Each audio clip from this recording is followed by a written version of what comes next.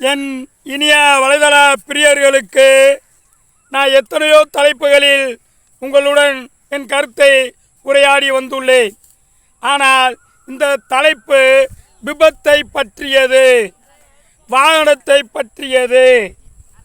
இந்த தலைப்பு வாகனத்தை பற்றியது. தலைப்பு விபத்துக்கள் தொடும் உச்சம். தலைப்பு விபத்துக்கள் தொடும் உச்சம். விஞ்ஞானம் வளர்ந்தும் தொடரும் சாலை விபத்து, இதுவா மனித மெய்யானத்தின் கருத்து? விபத்தில் இறப்பதா தலை எழுத்து? மனித இனமே, இனியாவதும் இதை கவனத்தில் நிறுத்து. விஞ்ஞானம் வளர்ந்தும் தொடரும் சாலை விபத்து, இதுவா மனித மெய்யானத்தின் கருத்து? விபத்தில் இறப்பதா தலை எழுத்து? மனித இனமே, இனியாவதும் இதை கவனத்தில் நிறுத்து. நொடிகளில் நிகழும் விபத்து, காரணம் விழிகளின் உறக்கத்தின் அயர்ப்பு. நொடிகளில் நிகழும் விபத்து, காரணம் விழிகளின் உறக்கத்தின் அயர்ப்பு. இனியாவதும் உயிர்களை மதித்து வாகன பயணங்களில் கவனம் செலுத்து. இனியாவதும் உயிர்களை மதித்து வாகன பயணங்களில் கவனம் செலுத்து. வாகன ஓட்டுநரே, மெத்தனம் என்பதை தவிர்த்து வாகனங்களை வழி நடத்து. வாகன ஓட்டுநர்களே, மெத்தனம் என்பதை தவிர்த்து வாகனங்களை வழி நடத்து.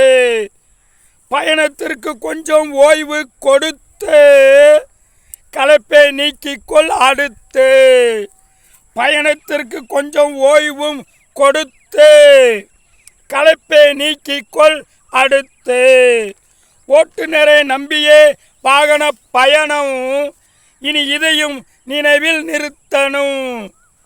பயணிகள் ஓட்டுநரை நம்பியே வாகன பயணம், இனி இதையும் நினைவில் நிறுத்தணும். பயணிகளை உயிராய் மதிக்கணும், உயிர்களை காத்து கொடுக்கணும். பயணிகளை உயிராய் மதிக்கணும், உயிர்களை காத்து கொடுக்கணும். தேவை சாலைகளின் விஸ்தரிப்பு, ஆனால் அதற்கு ஏற்ப வேண்டும் பராமரிப்பு.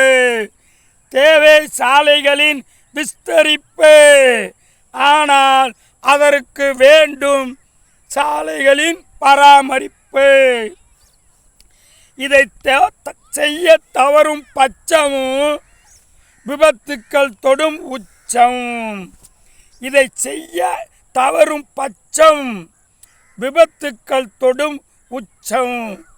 ஆகவே இளைஞர்களே, வாகனங்களை உங்கள் முற்போக்கிற்கு பலியாகாமல் பொறுமையோடு வாகனத்தை செலுத்தி விபத்தை தவிர்க்குமாறு உங்களை பணிவன்போடு கேட்டுக்கொண்டு இக்கவிதையின் கருத்துரையை முடித்துக் கொள்கிறேன். நன்றி, வணக்கம்.